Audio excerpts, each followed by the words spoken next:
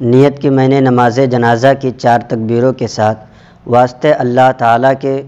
درود واسطے رسول اللہ کے، دعا واسطے اس میت کے، پیچھے اس امام کے، اگر امام ہے تو یہ نہیں کہے گا، اگر مقتدی ہے تو یہ کہے، پیچھے اس امام کے، منہ میرا کعبہ شریف کی طرف، اللہ اکبر، سبحانک اللہم وبحمدک وتبارک اسمک وتعالی جدک وجل ثناؤک ولا الہ غیرک، اللہ اکبر، اللہم صلی علی سیدنا محمد وعلی آل سیدنا محمد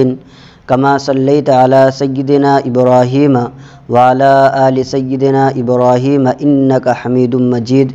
اللہم بارک علی سیدنا محمد وعلی آل سیدنا محمد کما بارکت علی سیدنا ابراہیم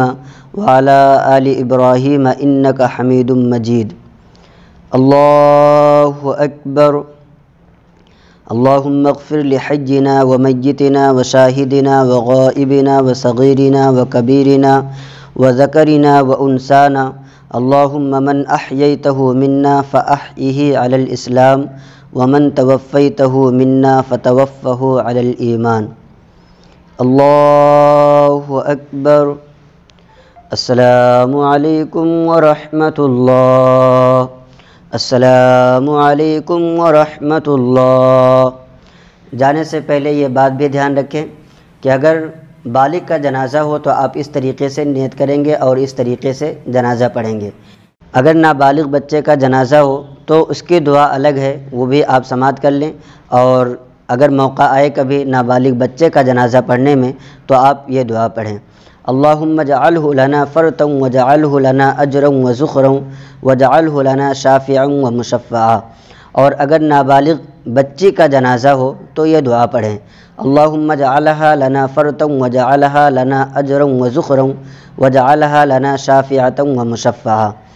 نماز جنازہ میں یہ 4 تکبیریں کہی جاتی ہیں، اور پہلی تکبیر میں آپ کو امام کے ساتھ اللہ اکبر کہتے ہوئے کانوں تک ہاتھ لے جانا ہے اور ناف کے نیچے لا کر کے باندھ لینا ہے۔ ثنا وہی پڑھیں گے جو نماز میں پڑھی جاتی ہے، تھوڑا سا فرق ہے، آپ پیچھے کر کے دیکھ لیں، وجل ثناؤک ولا الہ غیرک کا اضافہ کیا جاتا ہے۔ دوسری تکبیر میں آپ کو ہاتھ نہیں اٹھانا ہے، صرف اللہ اکبر کہنا ہے اور درود ابراہیم پڑھنی ہے جیسا کہ میں نے پڑھا، اور تیسری تکبیر میں بھی آپ کو ہاتھ نہیں اٹھانا ہے، صرف اللہ اکبر کہنا ہے، اس کے بعد مسجد کی دعا پڑھنی ہے۔ چوتھی تکبیر کہی جائے گی، اللہ اکبر کہہ کے آپ کو اپنے دونوں ہاتھوں کو چھوڑ دینا ہے، اس کے بعد پہلے داہنی طرف سلام پھیریں گے اور پھر بائیں طرف سلام پھیریں گے۔ السلام علیکم ورحمۃ اللہ وبرکاتہ۔